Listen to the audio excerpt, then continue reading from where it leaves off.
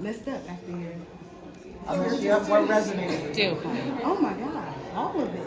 I think especially, for all of us, we all have that 17-year-old inside of us who, in some capacity, received some negativity or maybe kind of had a difficult experience, especially when it comes to that dream that feels bigger than what most folks probably envision. And so for you to share that and for you to give Ava that opportunity on stage live, it was amazing. I didn't know. It was really I had no amazing. idea who she was. And I think the intent behind that was to show people how easy it is.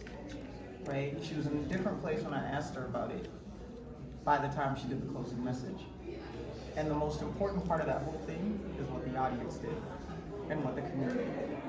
That's the environment that will either uplift you or upset you. And because the crowd started cheering without prompting from me, when I told her to sing, she was nervous. She didn't hide that, right? She started there. She was nervous. She didn't start right away.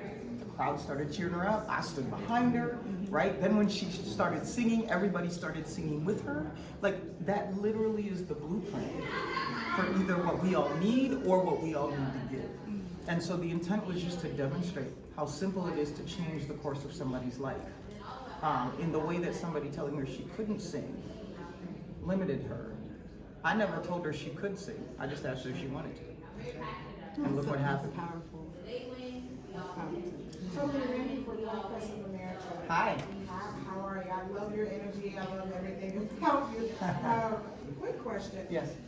What are some roadblocks you came in contact with on your journey, and what is some advice you would give the students when they approach the roadblocks that they're going to come to on their journey?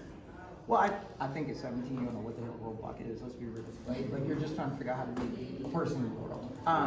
Here's what I would say. I think the way that I would put it for the dreamers, right, who are at a different life stage, is like everyday measure how much you're taking in that's uplifting versus how much you're taking in that is not.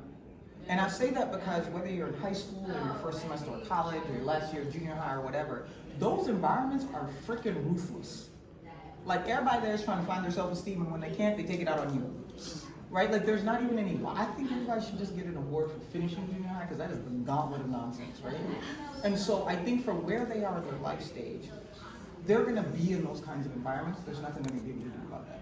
Their exercise needs to be, how many good things did I hear today about you? How many bad things did I hear today about me? And instead of trying to make that 50-50, make it 80-20.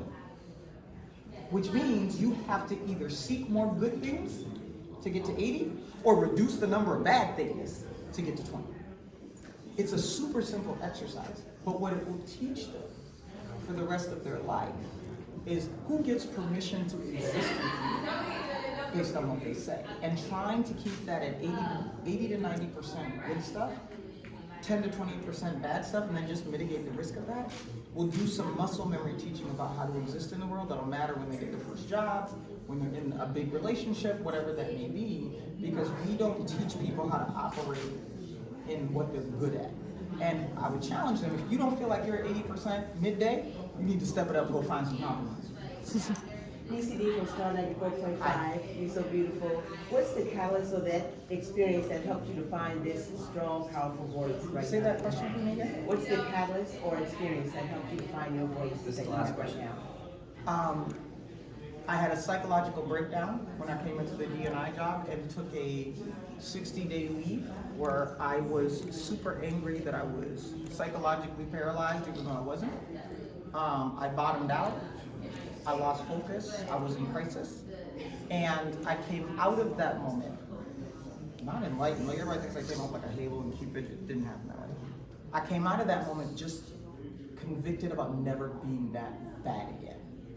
And I think because I remember vividly what I hated about, I can get up and walk, why am I not getting up to walk? Right? Like, all of the things that come with that kind of being in that kind of mental breakdown, I just made a commitment to never let myself get that bad again.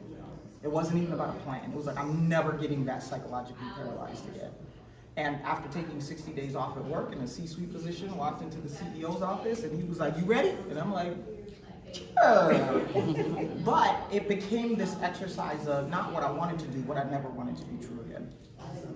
Thank you, everybody. Subscribe to WDW Magazine and escape to Walt Disney World every single month. This large format glossy magazine is filled with content, not ads. Subscribe now and don't miss another month of magic.